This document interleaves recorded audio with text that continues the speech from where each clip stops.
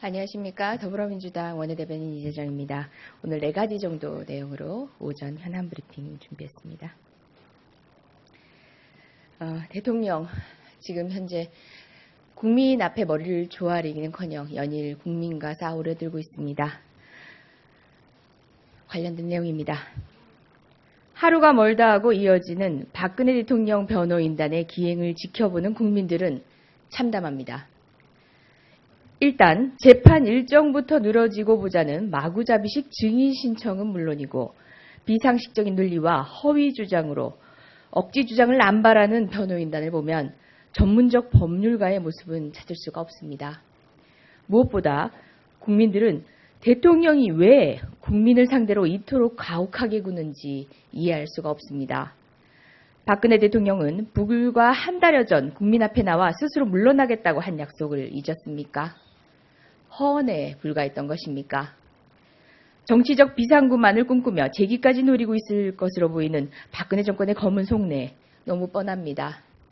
모르는 국민이 없습니다.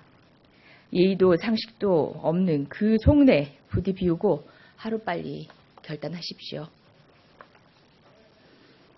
다음은 밖에서는 비실비실하고 자국민 앞에서는 강자로 등극하는 외교부에 대한 이야기입니다. 다른 나라의 만행은 묵묵히 지켜보며 자국민의 피해는 애써 모른 척하는 외교부의 굴욕 외교를 언제까지 지켜봐야 하는 것입니까? 필리핀 경찰에 의한 자국민 살해 사건, 대만 성폭행 사건 등 그 이면에 숨겨진 외교부의 굴욕적인 실체와 민낯이 그대로 드러나고 있습니다.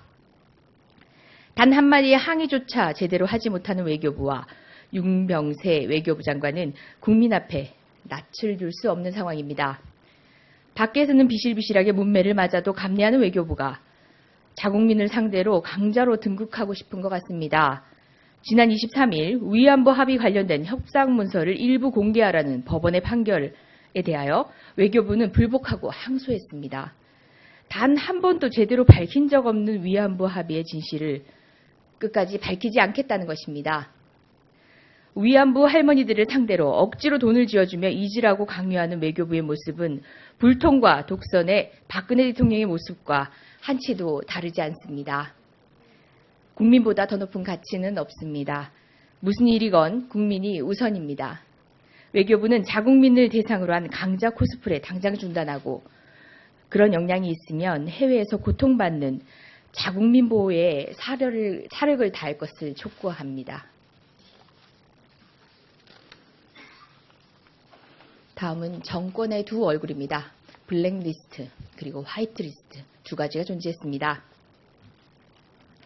박근혜 대통령의 수첩에는 두 가지 리스트가 있었습니다.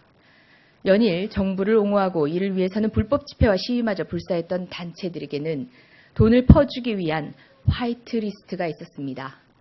그리고 건전한 정부 비판은 물론 전임 대통령과 야당 대선 후보의 지지 의사라도 밝히면 밥줄을 끊어놓기 위해 만든 블랙리스트가 또 하나 있습니다.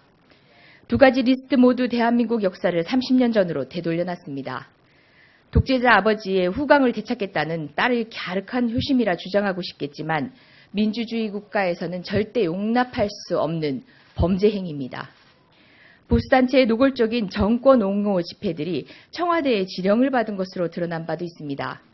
청와대는 이들에게 국민 혈세를 동원해 보상하는 한편 수많은 문화예술인들을 찍어내고 벼랑 끝으로 몰아낸 것입니다. 특검은 화이트리스트와 블랙리스트에 담긴 박근혜 정권의 두 얼굴을 낱낱이 밝혀내야 할 것입니다. 더불어민주당은 정권을 위한 화이트리스트도 국민을 억압하기 위한 블랙리스트도 존재하지 않는 대한민국을 만들어낼 것입니다. 마지막입니다. 많은 젊은이들을 지치게 했던 사건이었었습니다. 최순실 이전에도 특혜 비리 채용에 있어서의 특혜 비리 의혹이 있었습니다. 바로 최경환 의원의 중진공 채용 비리 특혜와 관련된 내용입니다. 내가 결혼도 시킨 아이인데 최경환 의원의 이 한마디는 법과 원칙마저 뛰어넘은 특혜 채용으로 이어져 갔습니다. 당초 고리 자르기 수사로 실무 관계자에게 특혜 채용의 모든 죄를 물어 재판정에 세웠지만 박철규 전 이사장의 뒤늦은 고해로 최경환 의원도 결국 피의자의 신분이 되었습니다.